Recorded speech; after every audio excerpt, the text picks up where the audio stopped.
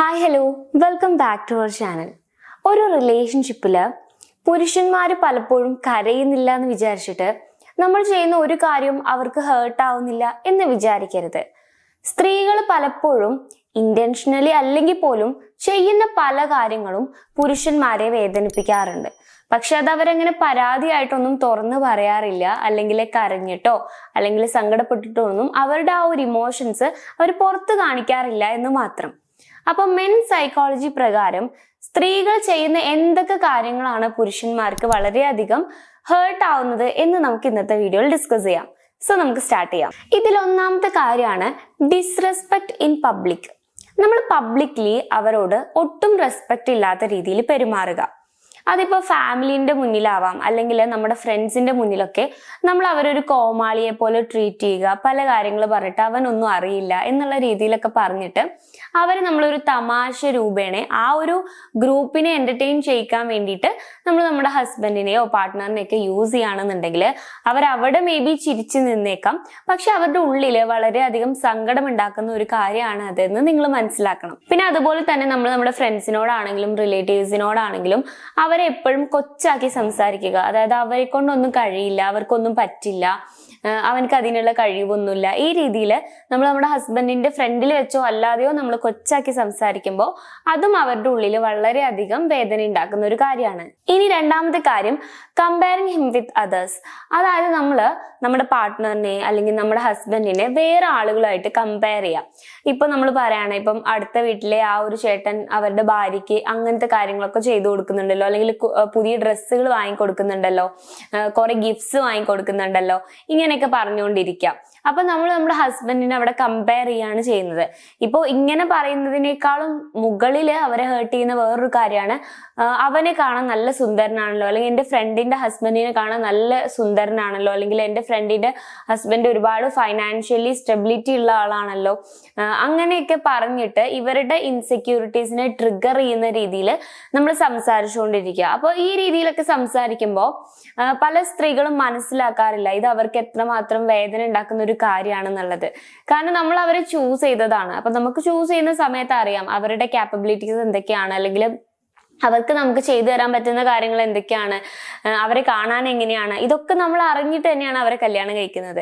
അല്ലാതെ ആരും നിർബന്ധിച്ച് നമ്മളെ കല്യാണം കഴിപ്പിക്കുന്നതല്ലോ. അപ്പൊ അങ്ങനെ കല്യാണം കഴിച്ചതിന് ശേഷം നമ്മൾ പറയാണ് നീ അങ്ങനെയാണ്, അല്ലെങ്കിൽ നിന്നെ കാണാൻ കൊള്ളില്ല, ഈ രീതിയിലൊക്കെ സംസാരിക്കുന്ന സമയത്ത് അത് കുറച്ചധികം പെയിൻഫുൾ ആയിട്ടുള്ള ഒരു കാര്യമാണ്.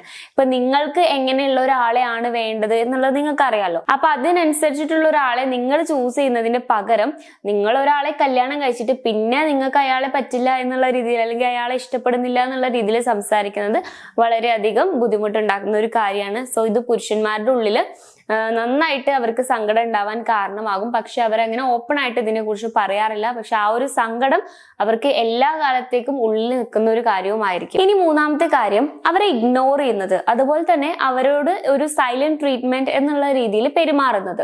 സൈലന്റ് ട്രീറ്റ്മെന്റ് എന്താണെന്ന് ഞാൻ നിങ്ങൾക്ക് പറഞ്ഞു തരേണ്ട ആവശ്യമില്ലല്ലോ, ഞാൻ മുന്നേ ഒരുപാട് വീഡിയോസിൽ പറഞ്ഞിട്ടുണ്ട്.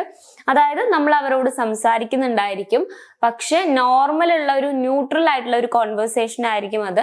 ഇപ്പൊ നമ്മൾ നമ്മുടെ ഇമോഷൻസ് ഒന്നും അവരുടെ അടുത്ത് ഷെയർ ചെയ്യുന്നുണ്ടായിരിക്കില്ല, അവരുടെ ഇമോഷൻസ് ഒന്നും നമ്മൾ ചോദിച്ച് മനസ്സിലാക്കുന്നുണ്ടായിരിക്കില്ല, അവർക്ക് പ്രോപ്പർ ആയിട്ടുള്ള അറ്റൻഷൻ കൊടുക്കുന്നുണ്ടായിരിക്കില്ല. ഈ രീതിയിൽ നമ്മൾ ഒരാളോട് പെരുമാറുന്നതിനെയാണ് നമ്മൾ സൈലന്റ് ട്രീറ്റ്മെന്റ് എന്ന് പറയുന്നത്. അതായത് നമ്മൾ ഒരാളോട് സംസാരിക്കുന്നുണ്ട്, ബട്ട് നമ്മൾ അയാളോട്ട് ഇമോഷണലി കണക്ഷൻ ഇല്ല. ഇതാണ് സൈലന്റ് ട്രീറ്റ്മെന്റ്. അപ്പൊ ഈ രീതിയിൽ നമ്മൾ പാർട്ട്ണറിനോട് പെരുമാറുന്ന സമയത്ത് അവർ ടോട്ടലി കൺഫ്യൂസ്ഡ് ആവും. ഇപ്പൊ നമ്മൾ അതിനൊരു റീസണോ എക്സ്പ്ലനേഷനോ ഒന്നും കൊടുത്തിട്ടില്ലെങ്കിൽ അവർക്ക് അധികം ആ ഒരു ടെൻഷനും കൺഫ്യൂഷനും ഒക്കെ കൂടി വരും.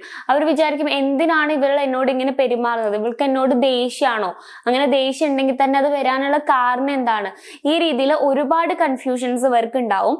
അതുപോലെ തന്നെ നമ്മൾ അവരെ ഇഗ്നോർ ചെയ്യുക, ഒരു കാര്യത്തിനും അവരോട് പറയാണ്ടിരിക്കുക, അതേപോലെ ഒരു കാര്യം അവരുമായിട്ട് ഡിസ്കസ് ചെയ്യാണ്ടിരിക്കുക, അവരെ കാണുമ്പോൾ മൈൻഡ് ചെയ്യാണ്ടിരിക്കുക, സ്നേഹത്തോടെ പെരുമാറാതിരിക്കുക, ഈ രീതിയിലൊക്കെ നമ്മൾ അവരെ അവോയ്ഡ് ചെയ്യുകയും ഇഗ്നോർ ചെയ്യുകയൊക്കെ ചെയ്യുമ്പോൾ ഇത് വളരെയധികം അവർക്ക് ഹേർട്ട് ആവുന്ന ഒരു കാര്യമാണ്. പക്ഷെ പല പുരുഷന്മാരും ഇപ്പൊ എനിക്കത് ഹേർട്ട് ആവുന്നുണ്ട് എന്ന് വന്നിട്ട് നമ്മുടെ സ്ത്രീകളോട് അല്ലെങ്കിൽ ഭാര്യമാരോടോ പാർട്ട്നേഴ്സിനോടോ പറയാനുള്ള ഒരു ധൈര്യമല്ല, അവർക്കൊരു മടിയായിരിക്കും അങ്ങനെ വന്ന് പറയാൻ, ഒരു ചമ്മലായിരിക്കും. ഇപ്പൊ നമ്മൾ സ്ത്രീകൾ എങ്ങനെയാണ്, നമുക്ക് എന്തെങ്കിലും രീതിയിലുള്ള ഒരു അനുഭവം ഉണ്ടാവുകയാണ്, അല്ലെങ്കിൽ ഇതുപോലെ നമ്മുടെ പാർട്ട്ണർ ഇഗ്നോർ ചെയ്യുകയാണെങ്കിൽ നമ്മൾ പോയിട്ട് അവരോട് ചോദിക്കും, എന്തിനാ എന്നെ ഇഗ്നോർ ചെയ്യുന്നത്, അല്ലെങ്കിൽ എന്തിനാണ് എന്നോട് ഇങ്ങനെ ട്രീറ്റ് ചെയ്യുന്നതെന്ന്. പക്ഷെ പുരുഷന്മാരെ സംബന്ധിച്ച് അവർ നമ്മളോട് വന്ന് ചോദിക്കുന്നത് കമ്പാരിറ്റീവ്ലി കുറവായിരിക്കും. കാരണം അവർക്കൊരു ചമ്മൽ പോലത്തെ ഒരു ഫീലിങ്സ് ഉണ്ടാവും, ഞാൻ ഇങ്ങനെ വന്ന് ചോദിച്ചാൽ അവൾ എന്നെ കുറിച്ച് എന്ത് വിചാരിക്കും എന്നൊരു സാധനം. അപ്പോൾ അതുകൊണ്ട് തന്നെ അവർ നിങ്ങളോട് വന്നിട്ട് ഇത് ഓപ്പൺ ആയിട്ട് കമ്മ്യൂണിക്കേറ്റ് ചെയ്യുന്നൊന്നും ഉണ്ടായിരിക്കില്ല. ഇനിയിപ്പം ഇതിന്റെ വേറൊരു സൈഡ് പറയാന്നുണ്ടെങ്കിൽ സ്ത്രീകൾ മേ ബി ഇത് വേണം വെച്ച് ചെയ്യുന്ന ഒരു കാര്യമാവില്ല. ഇവനെ ഒന്ന് ഇഗ്നോർ ചെയ്യാം, അല്ലെങ്കിൽ എൻ്റെ ഹസ്ബൻഡിനെ ഒന്ന് അവോയ്ഡ് ചെയ്യാം, അല്ലെങ്കിൽ എൻ്റെ ഹസ്ബൻഡിനെ ഒന്ന് മാറ്റി നിർത്താം, എൻ്റെ ഹസ്ബൻഡിനെ ഒന്ന് പബ്ലിക്കലി അവനെ ഇട്ടൊന്ന് കളിയാക്കാം, പബ്ലിക്കലി അവനെ ഡിസ്റെസ്പെക്ട് ചെയ്യാം എന്നൊന്നും അവർ പ്ലാൻ ചെയ്ത് അല്ലെങ്കിൽ നമ്മൾ വേണം വെച്ച് ചെയ്യുന്ന കാര്യമാവില്ല. നമ്മൾ അറിയാതെ ചെയ്തു പോകുന്നതായിരിക്കും. പക്ഷെ ഇതിനെ കുറിച്ചിട്ട് നിങ്ങൾക്കൊരു അവയർനെസ് ഉണ്ടാവാൻ വേണ്ടിയിട്ടാണ് ഇത് ഞാൻ ഇത്രയും ക്ലിയർ ആയിട്ട് നിങ്ങൾക്ക് പറഞ്ഞു തരുന്നത്. ഇങ്ങനെ നിങ്ങൾ ചെയ്യുന്നുണ്ടെങ്കിൽ അത് നിങ്ങൾ സ്റ്റോപ്പ് ചെയ്യേണ്ട ഒരു കാര്യം തന്നെയാണ്. കാരണം പുരുഷന്മാർക്കും ഇമോഷൻസ് ഉണ്ട്, വേദനകൾ ഉണ്ട്. അവരത് തുറന്ന് പറയുന്നില്ല എന്ന് വിചാരിച്ചിട്ട് അവർക്ക് ഇതൊന്നുമില്ല എന്ന് നമ്മൾ വിചാരിക്കാൻ പാടില്ല.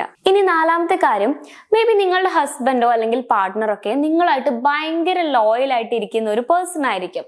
അതായത് നിങ്ങളുള്ളപ്പം വേറൊരാളെ നോക്കുകയോ അല്ലെങ്കിൽ വേറെ സ്ത്രീകളുമായിട്ട് ഡേറ്റ് ചെയ്യുകയോ ഒരു എക്സ്ട്രാ മെറിറ്റൽ റിലേഷൻഷിപ്പിലേക്ക് പോവുകയോ അങ്ങനെ ഒന്നും ചെയ്യുന്നുണ്ടായിരിക്കില്ല. ഈവൻ അവർക്ക് ഇങ്ങോട്ട് അപ്രോച്ച് ഉണ്ടായിട്ട് പോലും, അതായത് ഇങ്ങോട്ട് സ്ത്രീകൾ അപ്രോച്ച് ചെയ്തിട്ട് പോലും അവരതിൽ നിന്നും മാറി നിൽക്കുന്ന ആളുകളായിരിക്കാം.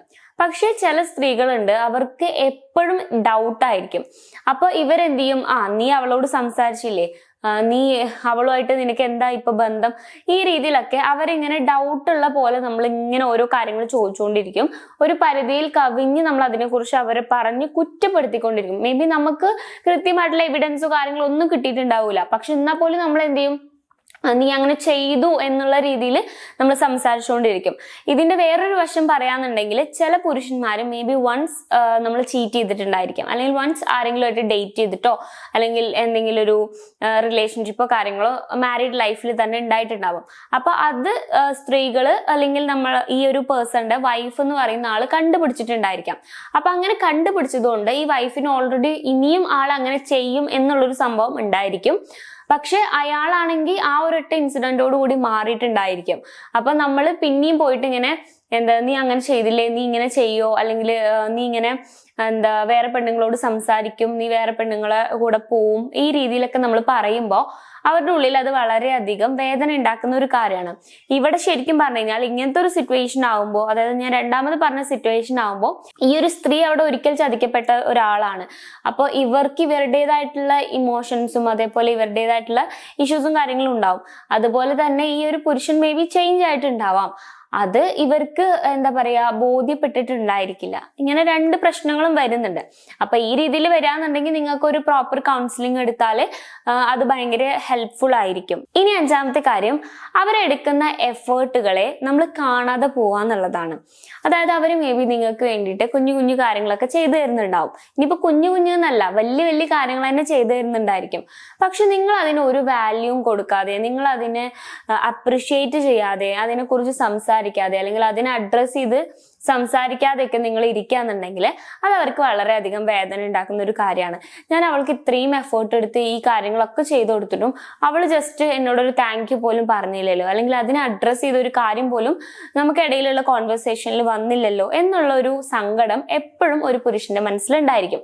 പക്ഷെ അവൻ അതിനെ അഡ്രസ് ചെയ്ത് നിങ്ങളോട് സംസാരിക്കാനുള്ള ചാൻസ് വളരെ കുറവാണ്. അതായത് ഞാൻ അന്ന് നിനക്ക് ആ ഒരു സാധനം വാങ്ങി തന്നു, അല്ലെങ്കിൽ ഞാൻ അന്ന് നിനക്ക് അങ്ങനെ ഒരു കാര്യം ചെയ്തു തന്നു, പക്ഷെ നീ അതിന് താങ്ക് യു പറയുകയോ അല്ലെങ്കിൽ അതിനെ അഡ്രസ് ചെയ്ത് സംസാരിക്കുകയോ ഒന്നും ചെയ്തിട്ടില്ലല്ലോ എന്നൊന്നും പുരുഷന്മാരുടെ സൈഡിൽ നിന്ന് കമ്പാരിറ്റീവ്ലി പറയലുണ്ടാവില്ല. അവരത് ഉള്ളിൽ വെച്ചുകൊണ്ടിരിക്കും. അപ്പോൾ ഇത്തരത്തിലുള്ള കാര്യങ്ങളും അവരെ ഹേർട്ട് ചെയ്യുന്ന ഒരു കാര്യമാണ്. അപ്പോൾ പുരുഷന്മാര് എത്ര നമ്മളുടെ മുന്നിൽ സ്ട്രോങ് ആയിട്ട് കാണിച്ചാലും അതേപോലെ തന്നെ അവർ ഭയങ്കര പവർഫുൾ ആണ്, അവർ മെന്റലി അത്രയും സ്ട്രോങ് ആയിട്ടുള്ള ആൾക്കാരാണ്, ഇങ്ങനത്തെ കാര്യങ്ങളിലൊന്നും ഞങ്ങൾ തളരില്ല എന്നൊക്കെ ഉള്ള ഒരു രീതിയിലായിരിക്കും അവരുടെ ആറ്റിറ്റ്യൂഡ് ഉണ്ടായിരിക്കുക. പക്ഷെ എങ്കിൽ പോലും ഞാൻ ഈ പറഞ്ഞ കാര്യങ്ങളെല്ലാം അവർക്കുള്ളിൽ വളരെയധികം സങ്കടം ഉണ്ടാക്കുന്ന കാര്യങ്ങളാണ്. അപ്പൊ ഞാൻ ഈ പറഞ്ഞ മിസ്റ്റേക്കുകളിൽ ഏതെങ്കിലും ഒരു മിസ്റ്റേക്ക് നിങ്ങളുടെ ലൈഫിൽ നിങ്ങൾ കാണിക്കുന്നുണ്ടെങ്കിൽ പരമാവധി അത് മാറ്റാനായിട്ട് ശ്രദ്ധിക്കുക. ഇത് അവർ നമ്മളോട് തുറന്ന് പറഞ്ഞിട്ടൊന്നും നമ്മൾ ഇതിന് സൊല്യൂഷൻ ഉണ്ടാക്കലുണ്ടാവില്ല. സോ അതുകൊണ്ട് തന്നെ നിങ്ങൾ ഈ കാര്യങ്ങളൊക്കെ ശ്രദ്ധിക്കുക. ഞാൻ ഈ പറഞ്ഞ കാര്യങ്ങളെല്ലാം നിങ്ങൾക്ക് ക്ലിയർ ആയെന്ന് വിശ്വസിക്കുന്നു. ഈ വീഡിയോ നിങ്ങൾക്ക് യൂസ്ഫുൾ ആവും എന്ന് കരുതുന്നു. നിങ്ങളുടെ ഒപ്പീനിയൻ എന്താണെന്നുള്ളത് താഴെ കമന്റ് ബോക്സിൽ കമന്റ് ചെയ്യുക.